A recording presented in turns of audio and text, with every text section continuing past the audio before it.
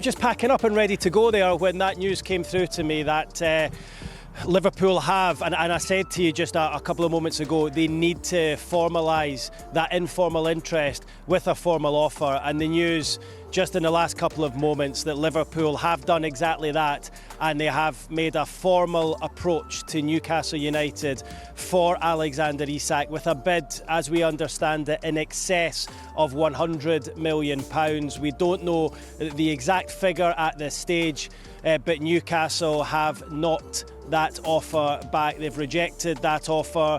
One, the figure doesn't meet their valuation of the player. Two, they don't want to sell the player anyway.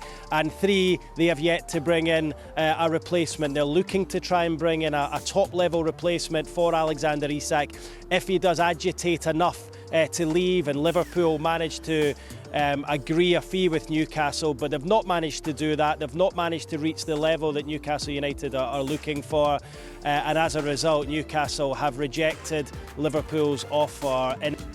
I will start with Hugo because he was going to play for Liverpool. He comes to a team that will function. He comes to a team that creates chances. Ekitike had a fantastic season for Eintracht Frankfurt last season. They were third in the league. They qualified for the Champions League. After Marmoush left, he had to lead the line in Frankfurt, and he did. RB Leipzig had a terrible season out of Europe, so it was harder for a striker, for a Šeško to do well. So I think that is an easy one. Ekitike will do better because he's playing for a functioning team. Manchester United is not there yet.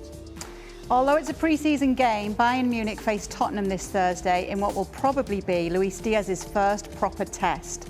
Will he make a bigger impact at Bayern than Kudus at Spurs this season? Well, Diaz will. I think Diaz. First of all, Diaz has played a friendly. He came on, got him a penalty, but I think he will do better. I think that he will be a success at Bayern. You can talk a lot about the strategy of signing a player that is a big chance that he won't get anything when his contract is up, but he will do well because what we know about Luis Diaz is he's an honest worker. He will go forward and back. He will make energy. He will make intensity, and I think that on that left side of the Bayern or whatever where they're going to play him, I guess he'll be there, and in and around Harry Kane, he will get a lot of scoring points. Neymar scored a brace for Santos last night. Percentage chance he makes Ancelotti's squad in 311 days. 90%. Yeah, I think it's high. Though I'm not convinced Neymar.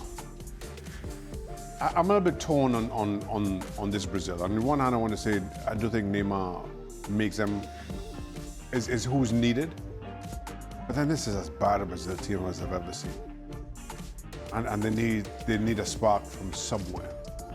I don't know. I think in normal circumstances, if Brazil were really strong, then he wouldn't. He doesn't make it. But it's a bad Brazil team. Goodness. You get a feeling of that Argentinian team in front of the '94 World Cup. A lot of people won't remember, but they were terrible, Argentina. They had to go through a playoff with Australia. Maradona had 20 kilos too much. He was still the savior. They got him back. They got him on a diet, and he came back, and he was fantastic at the USA World Cup till they found the reason why he was so good, and he was suspended. Well, that's one way to put it. OK, did you see the video of the training incident between De Zerbi and Kone? Was De Zerbi out of line by telling Kone to call his agent, which led to Kone leaving Marseille? This video has resurfaced, I think. it was very exciting when there's nothing else going on in the summer. That's my big question. Why has it resurfaced now? When was it? It was back, well, he left in January, so it had to be back end of December, early January. Well, Marseille just posted it. But why though? Why? That was my thing. So now, you hear all sorts on training grounds, right? There's always all kinds of going back and forth, whether it's between players, whether it's manager and player, whatever it is. That happens. Players come and go, whether there's an exchange or not. I just don't understand why 7 months later that video is published. What does that achieve? And that's the big concern for me. Why does this come out 7 months later? Well, I can tell you it's not a concern to me. I'm very concerned. Really surprised. I'm very concerned. I have Maybe it was a guy who have the media post or the social media post that pushed reply all, and they was out. No, that could happen. It's start, bench or drop. Eric Ten Hag, 3 on the bounce in the pre-season with Leverkusen. Oh boy. Reply all, or De Zerbi having a tiff with Kone. Reply all is I'll answer for Craig. Reply all is start. Ten Hag is bench. Drop Kone. I'll reply. Okay, thank you. Thank I've just you. come off the